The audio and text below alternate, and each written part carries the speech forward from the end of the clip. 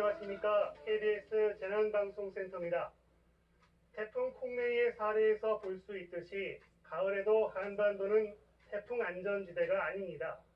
오히려 과거에 보면 가을 태풍이 더 강력한 경우가 적지 않았는데요. 왜 그런지, 그리고 언제든 다시 찾아올 수 있는 태풍, 어떻게 대비해야 하는지 아주 자세히 정리해드립니다. 집채만한 파도가 방파제를 넘어 쉴 새 없이 들이닥치고 부산 해운대에선 아파트 앞까지 파도가 밀려옵니다.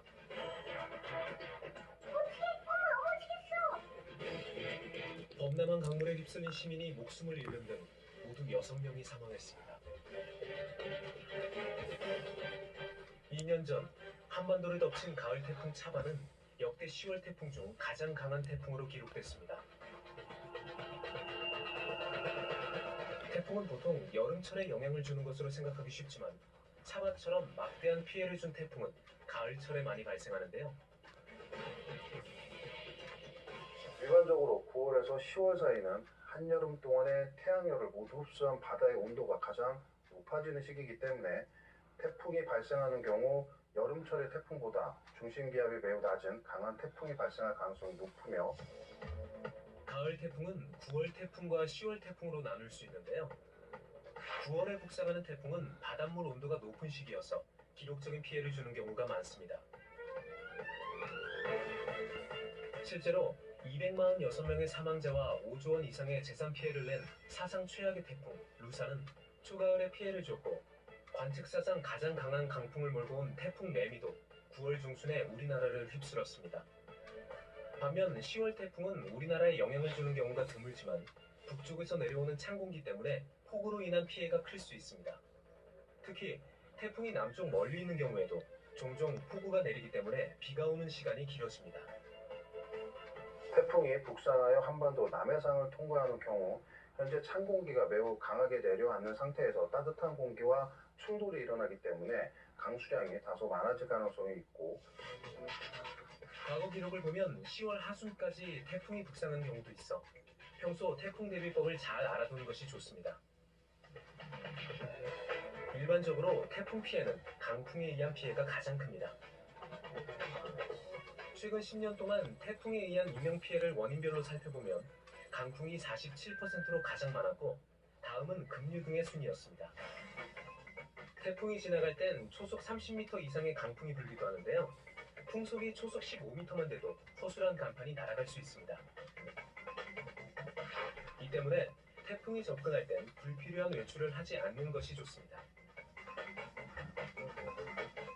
만약 어쩔 수 없이 외출해야 한다면 우산이 강풍에 뒤집혀 또 다른 피해가 날 수 있기 때문에 우비를 입는 것이 좋습니다.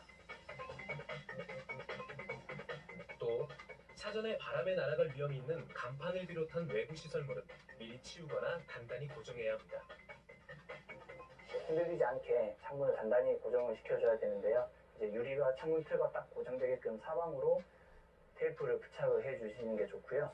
그리고 창문이 이제 떨어져서 유리가 깨질 때는 이를 대비해서 이제 안전 필름을 부착을 해주는 게 좋습니다. 특히 해안가에선 바람이 더 강하기 때문에 어망, 어구 등 시설물 관리에 더욱 신경을 써야 합니다.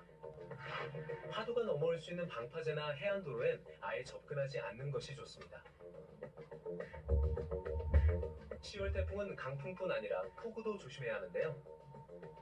집 주변에도 침수나 범람 우려가 있기 때문에 하수구라든지 배수구를 미리 살피시고 저지대 침수 피해가 우려되는 지역에서는 차량을 미리 안전한 곳으로 대피해서 주차시켜주길 부탁드리겠습니다. 만약 침수된 도로에서 차량이 물에 잠겼을 경우 침착하게 대응해야 합니다. 차량의 문까지 물에 잠기면 문을 열기 쉽지 않은데요. 서두르지 말고 기다렸다가 차량 내부와 외부의 물높이 차이가 30cm 이하가 됐을 때 문을 열고 대피해야 합니다. 태풍이 지나갔다고 안심해선 안 됩니다. 태풍이 지나간 후라도 이제 간판이나 이제 외부 시설물 같은 것들이 많이 약해져 있는 상태이기 때문에 간판 건물 주위에 좀 피하시는 게 좋고요.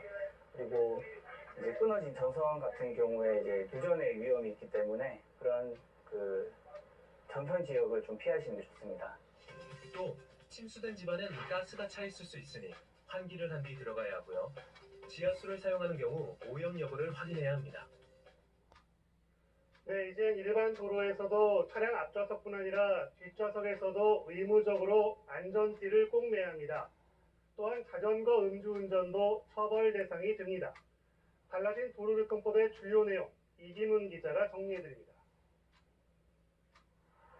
고속도로가 아닌 일반 도로에서 뒷좌석 안전띠를 맨 사람은 많지 않습니다.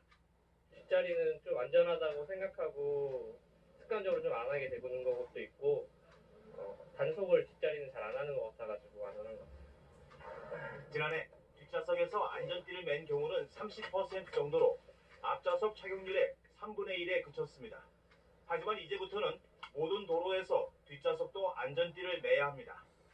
지난달 28일부터 도로교통법이 개정돼 일반 도로에서도 모든 좌석에서 안전띠 착용이 의무화됐습니다. 이를 위반하면 3만 원의 과태료가 부과되고 13살 미만 어린이면 과태료가 6만 원인데 과태료는 모두 운전자가 내야 합니다. 택시나 좌석버스 같은 영업용 차량의 경우 운전자가 안전띠 착용을 안내했는데도 승객이 매지 않았다면 단속 대상에서 제외됩니다.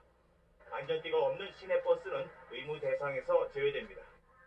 택시나 버스 안에서 영유아의 카시트 착용도 의무화됐지만 택시나 버스에 착용하기가 어려워 단속은 당분간 유예하기로 했습니다.